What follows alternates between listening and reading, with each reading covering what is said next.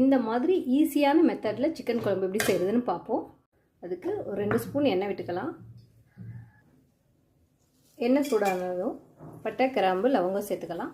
Cut பண்ண ஒரு பெரிய வெங்காயம், 1 ஸ்பூன் இஞ்சி பூண்டு பேஸ்ட், ஒரு தக்காளி, தேவையான அளவு உப்பு, 1/4 டீஸ்பூன் மஞ்சள்தூள், 1 ஸ்பூன் தனி மிளகாய் தூள், 2 ஸ்பூன் மல்லித்தூள், 2 ஸ்பூன் மசாலாத்தூள், 1 ஸ்பூன் தயிர். நல்லா வதக்கி விட்டுறலாம். 1/4 கிலோ சுத்தம் பண்ண சிக்கன் நல்லா மிக்ஸ் பண்ணிவிட்டு இப்போ தேவையான அளவு தண்ணி ஊற்றி மூடி வச்சிடலாம்.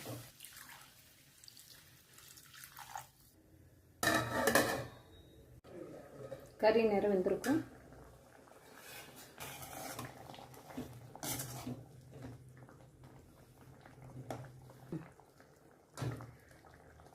கறி பாருங்க நல்லா வெந்துருச்சு. இப்போ குழம்பு அடுப்பு ஆஃப்